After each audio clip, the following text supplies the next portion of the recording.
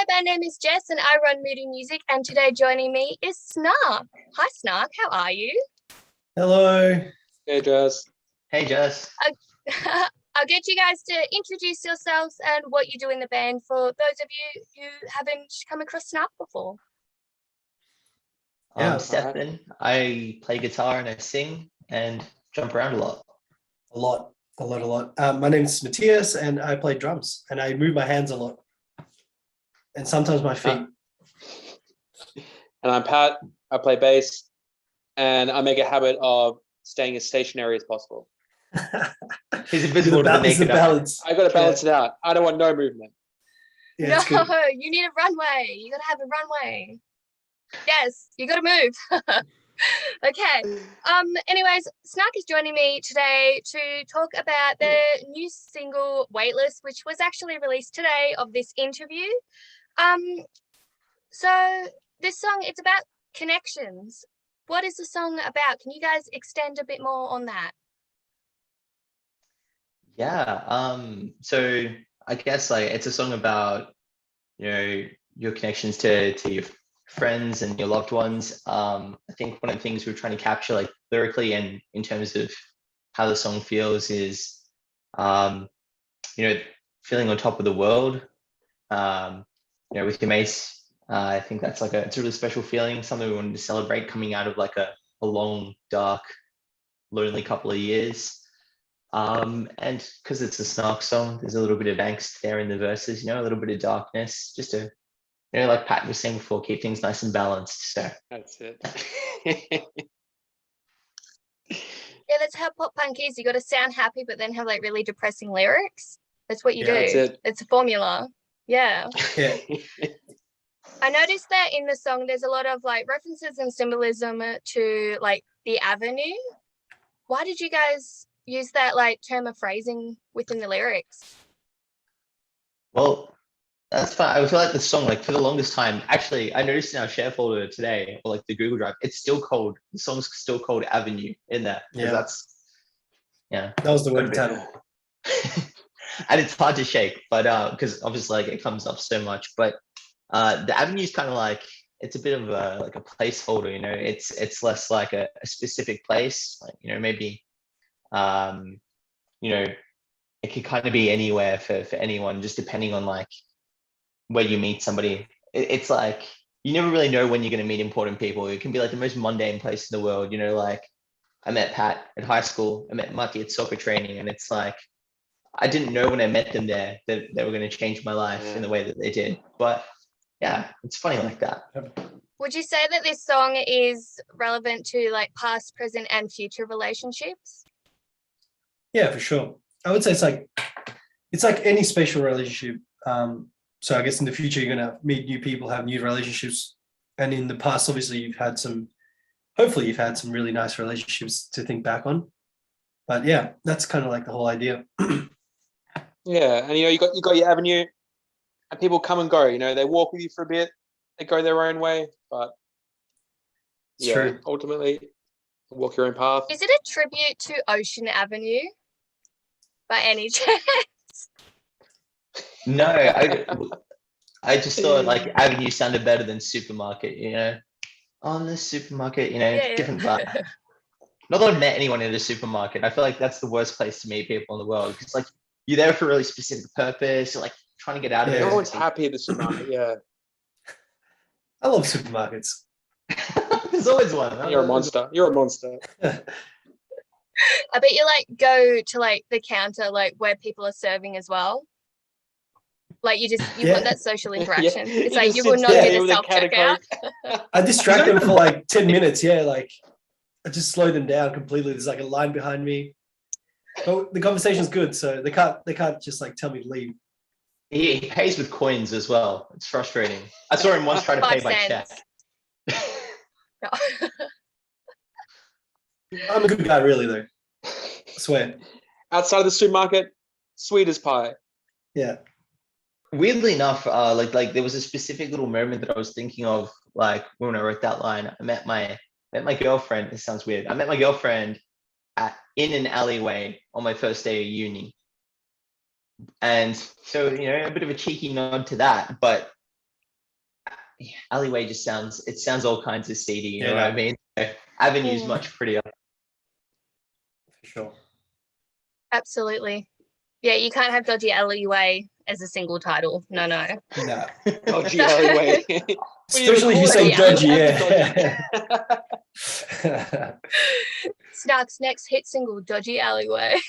That would trend. I reckon it would. Maybe for the robbery. back for good reasons. Yeah. No. Getting back to the like sort of vibe of this song, it's very bouncy and rhythmic sort of song. How was it created?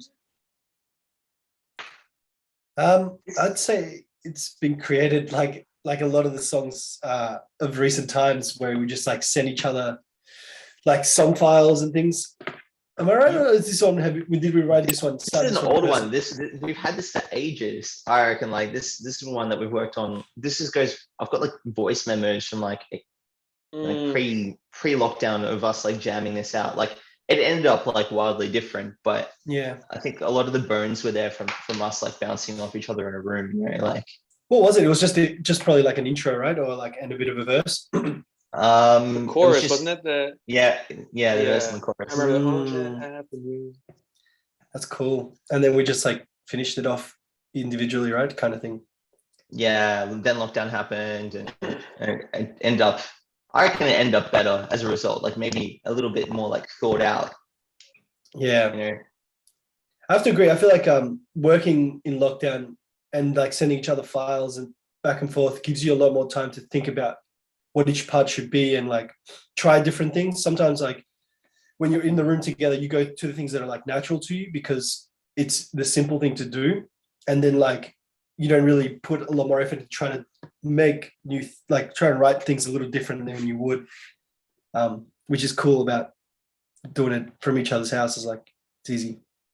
You know what else I've noticed is that like sometimes when we're in a room together and like we record on like a shitty phone mic or something, and then I walk out of the room, I'm like, man, that was so rad. I can't wait to listen to that. And then it's just noise because it's a phone mic, but then it's also like none of that goes together. What were we thinking? You know what I mean? Like Now I know that you guys with your EP, whatever, never mind, that you guys worked with Darren from Kiss Chasey. With the singles Weightless and Pressure, was there some sort of collaboration again, or what are these purely Snark created songs? So Daz is still very much involved. I don't want to speak for him, but he's pretty much the unofficial fourth member. Yeah. I'm sure he'll be happy with that, because right? you love Kiss Chasey. Yeah, well, that I mean, like, yeah, it's a relationship that seems to work really well. Obviously, like huge Kiss Chasey fanboys, so it's been good, and maybe we'll do it again. I don't know. We'll see what happens. Yeah, but every time that we work with him, he's been awesome. He's like the things that he points out in the songs have like in many ways made the songs better. And we learn through that because he's so good, obviously, at making music, and he understands what, like, I don't know, he just gets it. He understands how like good music should sound like. So he just has awesome ideas all the time, and we hopefully we learn from that a little bit. So he's really good at getting us to like trim the fat, because I think sometimes we go off on little tangents. For sure. He's just like, why are you doing this? And sometimes you don't have a good answer, so that part of the song is just gone. It's gone, yeah. It's gone. Really, Weightless used to be like what, a 12-minute song? There's like cut down to 3-4 minutes. That's right. So really trimmed, yeah. There was a few drum solos, a few guitar solos, even a bass solo. Even a bass solo. Yeah, it was in there. There was a completely a cappella section that was just like the three of us just doing like weird chanting. Weirdly enough, Darren wanted to keep that, but we decided to get rid of it. Oh, what a shame. What a shame. That would be It's awesome. actually really good, yeah. With Weightless, one of my particular favorite sections of this song is the little acoustic bit. Why did you guys choose to include that? And was it written before the song or included afterwards? What's the story behind the acoustic part? So that acoustic part's actually how the song started, because I wrote the chorus on the acoustic in my kitchen. It's like one of the only songs where I have like a super clear memory of like of the moment that I wrote it, because I was like, oh man, this chorus is cool. Like it's yeah, I don't know. I fell in love with it straight away. And you know, obviously the song itself took ages to get to the point where we were recording it. And it felt cool. I mean, it felt like the right time to bring it down after the bridge and stuff, but it was also cool to kind of, you know, have a little bit of a nod to how it first started, that first moment. And yeah, there was actually like different versions of that section recorded. Like Pat, you were there on that day. Remember when like we were recorded with Jack Newland, who's the best. Love that guy. And we recorded in his house, and there was this bit where we were trying to work out exactly how to pull that off. And there was one where like I sang like an octave up, and I was like down a hallway, and the microphone was down the other end of the hallway, and we're trying to make it sound cool. But in the end, we just went with something like really organic and like immediate. We used the avenue, man. Would have kept it. If we'd gone to an alleyway, the acoustics would have been bang on, yeah. The last time that we chatted, it was about the EP, and since then you guys had released Pressure back in June, July. Just while I've got you here, what is Pressure about?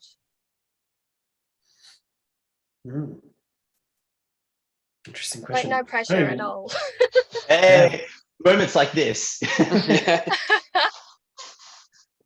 Well, like, yeah, I think pressure was just kind of about, or like more of like a, you know, like a result of like all those lockdowns and not being able to see people and all that kind of stuff. I think like one of the things that I'd really taken for granted was like having that release valve of like, you know, wild nights out with my friends, or, you know, simple things like catching up with my family for like dinner, just like all these little things. And yeah, I guess what kind of ended up happening was, you know, all this pressure built up, and like the release was kind of writing a song about it and getting a lot of that angst out there. And yeah, that I feel like it turned out okay. Does it feel good to get a lot of that pressure out? And do you guys feel that song has helped a lot of people as well? Just to have a bit of like release and just get out of their heads a bit? Well, hopefully, right? I guess you never know. Yeah. But like I feel like the lyrics are like they're quite relatable in that song, I think. And especially like all these lockdowns they just keep coming, right? So like I think everybody's probably feeling a little tired from all of it. And I feel like music in general helps a lot with that. Like, yeah, I feel like I've discovered a lot of really cool music during like lockdowns and stuff, and listening to it is really like a release. So hopefully our music can do the same, you know, to other people. Yeah, 100%. Just bringing it back to Weightless, what does that song title mean? Is it like a slight nod to, is it All Time Low's Weightless? I do love All Time Low, but I think well, when we're trying to name the song, we decided like not to call it Avenue or The Avenue or anything like that. I think so we all went through the lyrics and we were trying to pick out like phrases that kind of jumped out at us. And we landed on Weightless because I think it's a really nice like counterpoint to Pressure. I think like the idea of like Pressure being like real compressed and like, you know, Weightless being like freeing and like liberated of that, and kind of, you know, different points in time, but like two sides to the same coin. I thought it was really cool because we've never really released things so close together, and it was a nice little way to bundle them, I think. Yeah, sure. Should we be expecting a music video to go along with this single? Yes. Is that a yes? You guys have filmed one? Yeah, for sure. Yeah, we did. What does that look? It's a good question. It's just our first lockdown bid. It's our first lockdown bid. Well, it's second. It's second. So basically, that look was, you know, Yeah, no, I mean it's fine to say this. We were meant to put the music video out today, but there was an admin error on my side. I'm not going to point fingers at anyone in particular, and the music video didn't get released today, but it'll come out tomorrow, actually. And it's because when we did it, it was like like before things opened up and all that kind of stuff, and like timelines were a bit cooked. We did like a full DIY video, and it's a bit of like a nod to I don't know if anyone like got into this except me, but I was like really into like fan made music videos like back in the day. Like there was that one that someone made for My Chemical Romance, and the band liked it so much that they made it their official music video. Stuff like that's super rad. So the video is a nod to those kinds of things. What song was it? What? Kids from Yesterday. Really? Wow. Yeah, and MGMT did it as well for what is it? Hold on. For one of the Kids. Yeah, No, cool. there's a video for kids. Video for kids is fan made. And it got so many views that the guys who made it were invited to be in the Electric Feel video. Wow. Yeah. Wait, kids from like 10 years ago. Yeah. Oh wow. I See, didn't know they that. were That's pretty ahead I'll of link you their guys to time. it. That's amazing. What is next for Snark? What are you guys up to? Are you doing, because these singles, they go very hand in hand together. Are they just singles, or are you leading into an EP or maybe an album? Like, what's going on? What should everyone expect from Snark coming up and coming into next year as well? More singles, I guess.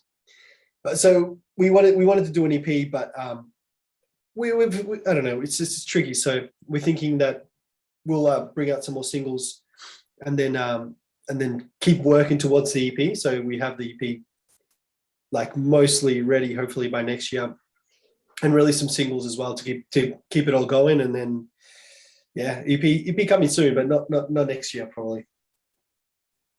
Yeah, maybe late next year or something. I don't know. But I think the main thing that we're super keen for is probably shows. I think like that's been on our mind this whole time. Like that we can't. We still haven't been able to play Pressure for anybody, and I kind of can't wait. So I'm I so keen can't to play believe some the shows. single launch for Pressure had to be canned. I'm like, no. yeah, That really sucked. Yeah. It was like obviously like that time everything was so up in the air, so we went by the old 3 strikes rule. Like we rescheduled it 3 times, and I don't think we wanted to be one of those, like, all power to the bands who can do it, because I think it's really emotionally taxing every time, they just reschedule things over and over. I don't know how they do it. It was like for like 2 years or something. It's I've had a gig I've been meant to go to for like 2 years. It's crazy. Tiny little houses. Nice. So they just keep pushing it back and back. It's crazy. It's just like I made plans to see with my friend 2 years ago. I'm not even be friends with it by the time I go see it. 2 years is a long time. Yeah. It's a long time. Look at it. Yeah. Oh. You could have been like what is it? My Chemical Romance and rescheduled it for 2023. That was devastating. Yeah. They had oh my god. So you're going through that as well? Like no hope. And I checked the notifications, like the dates have changed due to like, I don't know, like they had that message. I checked the date and it was like 3 days difference. All I did was look at the actual date. I was like, 3 days. Like, I don't know how much that changes. And someone had to tell me later that it was 2023. The year. I was very sad. Yeah. I didn't even realize it was 2023. I thought it would have been like next year.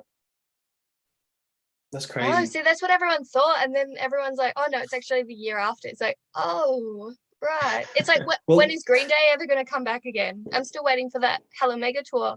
I'm like, oh yeah.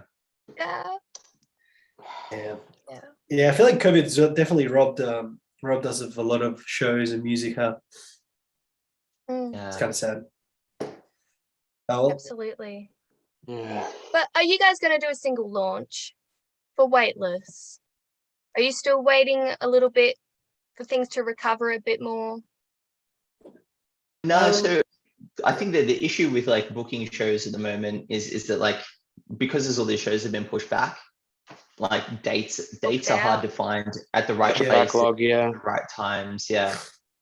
So maybe a specific single launch for Weightless, maybe not, but maybe a big party to celebrate Pressure, Weightless, and another song that we won't talk about now. You know, like that'd be fun. Yeah. They're pretty sick, yeah. Are you gonna drop another song before the end of the year, or wait till next year? No, next year. Definitely Next next year. Yeah. Sounds good. What kind of vibe does it have to it? Well, it's I don't know. There's actually a couple that it could be, so it's hard to pin down exactly what it'll be that we release first.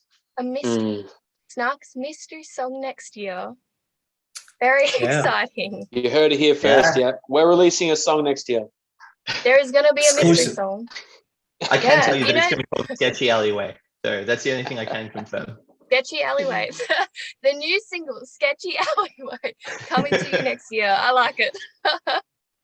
Okay, do you guys have any final words you want to say about the single, or any messages you want to get out to fans?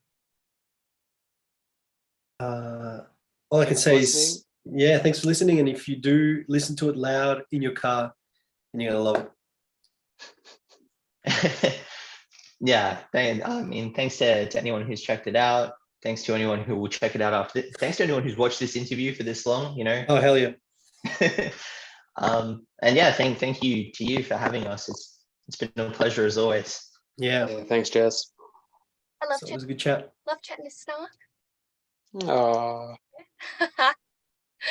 Okay, so I will leave links to Snark's social media in the description. So of course, have a check, follow them, and also check out Moody Music social as well.